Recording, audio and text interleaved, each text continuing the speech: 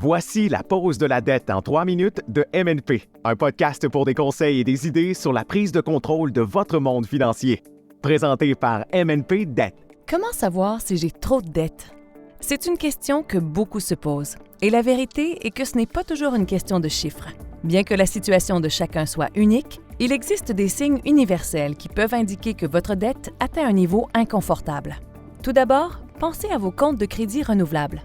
Si vous avez toujours un solde, il est peut-être temps de revoir vos habitudes de consommation. Il est facile de penser que l'on maîtrise la situation, surtout lorsque l'on ne se contente pas des paiements minimums. Mais des dépenses imprévues peuvent survenir, comme des réparations automobiles soudaines ou des urgences domestiques. Vous devez vous assurer que votre situation financière actuelle vous permettra de faire face à des surprises. En ce qui concerne les paiements minimaux, si c'est tout ce que vous pouvez payer sur votre dette de carte de crédit, il y a lieu de s'inquiéter. Souvent, ces paiements ne couvrent qu'à peine la dette réelle, ne portant que sur les intérêts ou une petite partie du principal. C'est comme essayer de vider une baignoire avec une cuillère à thé. Cela peut empêcher les choses de déborder, mais cela ne résoudra pas le problème. Parlons maintenant du budget. La règle 50-30-20 est une bonne ligne directrice.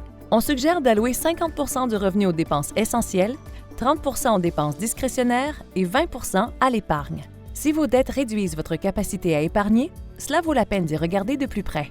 Un autre signe que vous êtes trop endetté est que vous utilisez votre carte de crédit pour les besoins de la vie quotidienne. Le recours au crédit pour payer les courses, les services publics et d'autres dépenses de base peut être un signe d'alerte. Il y a une grande différence entre utiliser le crédit pour obtenir des récompenses et l'utiliser par nécessité. Si c'est le cas, il se peut que vous soyez en terrain instable. Un autre signe révélateur est la recherche fréquente de nouvelles possibilités de crédit ou de limites de crédit plus élevées.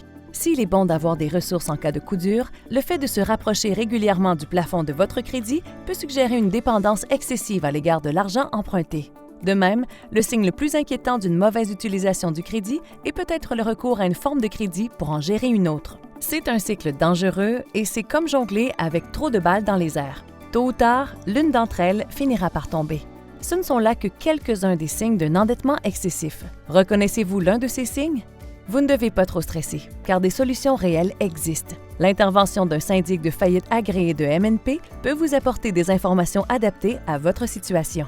Il peut s'agir simplement d'ajuster votre budget mensuel ou d'envisager des options telles qu'une proposition de consommateur. Parlez-en à MNP et nos conseils vous offriront une voie vers le soulagement en vous assurant que vous ne vous contentez pas de faire du surplace, mais que vous nagez vers un rivage financièrement sûr. C'était la pause de la dette en 3 minutes de MNP. Contactez MNP dès aujourd'hui et planifiez une consultation confidentielle gratuite pour connaître comment vous pouvez éliminer votre dette pour de bon.